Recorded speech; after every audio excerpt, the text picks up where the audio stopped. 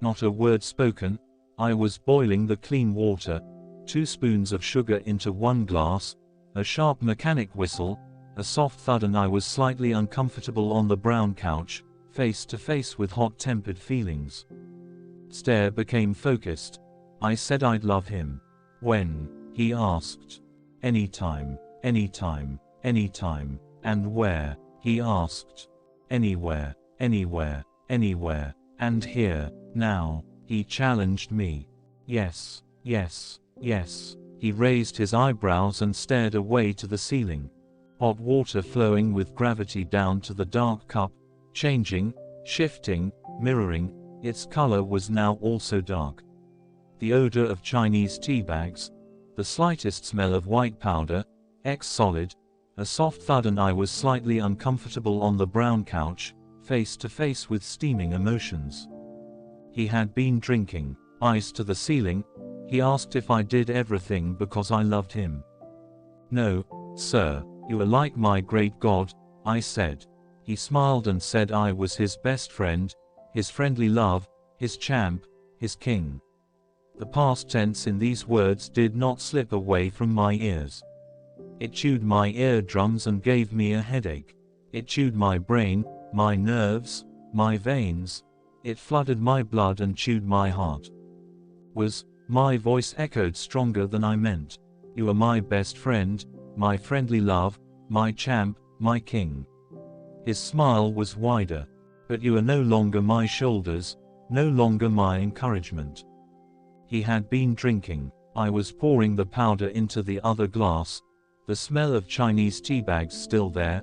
I mixed, I smiled, and I was little afraid. A soft thud, and I was completely uncomfortable on the brown couch, face to face with my burning desires. Yes, sir, I am mad, I whispered. Soft foot taps on the carpet, 2 empty cups still blooming hot air, face close to face. His light brown eyes were closed, but other parts of his face still remained the same. It was strange. Yes, sir, I am definitely mad, I whispered again. This was pointless, since his eyes were closed and he was in deep sleep, Valley of the Dogs style. My lips breath distant from his ear, I said, yes, sir, I admire and love, I am different. I am angry, I am desperate, I am alone. I am real, you are real, but we are not. A tear was dripping down his cheek. My tear. It kept dripping swiftly, as if running away. It wet his bristles, and he was breathing calmly. It was beautiful. He was beautiful. His eyes opened narrowly. Is this real? He stuttered. No, sir, no, love, this is not real. This is a dream. Your nightmare is my fantasy. My fantasy is your nightmare. Am I crying? He hardened. My lips breath distant, kiss distant from his lips. I said, I wish. The shiny glimpse of a silver kitchen knife flashed for a moment in the well-lit room. My hands were shaking as I slowly removed them from the knife. Its dark handle stood straight, and its silver edge was halfway deep inside the man's insides. I was not sorry. Strong vibrations swiftly shook each and every single of my nerves, as I was kissing him. I did so until the cups on the table spread their last remains of hot air up towards the sky. I stood up slowly and looked at his eyes.